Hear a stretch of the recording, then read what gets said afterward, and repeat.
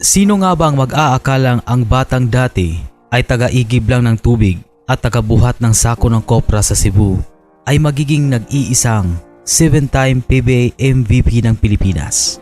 Lahat naman tayo may pangarap sa buhay. So, maiahon yung pamilya ko sa hirap. Hindi swerte ang nagdala kay Junmar Fajardo. Ito ay kwento ng isang gentle giant na ginamit ang bawat patak ng pawis para iahon ang pamilya sa hirap.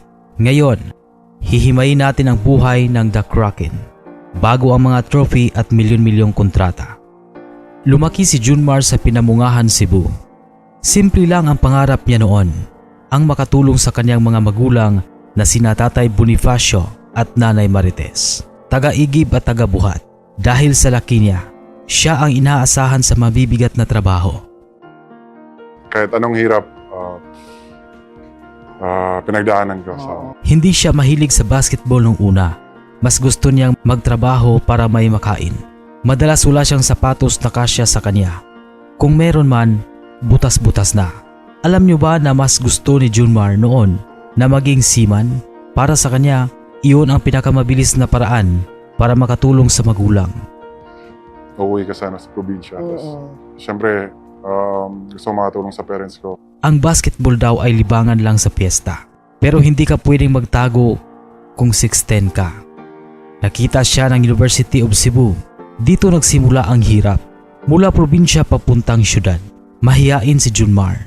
Tinutokso dahil sa laki at hindi marunong magbasketball ng maayos. Gigising ng madaling araw para mag-training. Tapos papasok sa klase. Ang allowance niya sapat lang para sa simpleng pagkain. Nakikita ko yung buhay ko before sa ngayon. Sobrang layo po, sobrang blessed ko po. Pagpasok sa PBA bilang number 1 overall pick, nagbago ang lahat. Pero hindi siya tumigil sa pagiging probinsyano sa puso nito. Sa halip na luho, bahay para sa magulang ang inuna. Pinatigilan niya sa pagtatrabaho ang kanyang ama at ina. Dito makikita ang lalim ng hugot niya na ang lahat ng tagumpay niya ay alay niya sa kanyang pamilya. Bakit mahal ng mga Pinoy si Junmar?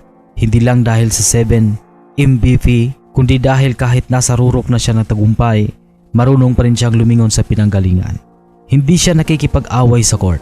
Ang talento ay binubuo sa practice, hindi lang sa height. Ang tunay na kayamanan ay ang makitang komportable ang pamilya. Ang buhay ni Junmar Fajardo ay patunay na hindi hadlang ang kahirapan kung mayroon kang disiplina at pusong mapagmahal sa pamilya. Mula sa putikan ng Pinamungahan hanggang sa mga spotlight ng Araneta. Siya ang tunay na Lodi. Kaya mga kaibigan, anong paboritong Junmar moment nyo? I-comment nyo lang sa ibaba at huwag kalimutang mag-like at pakisubscribe na rin sa ating channel. Maraming salamat sa inyong panonood.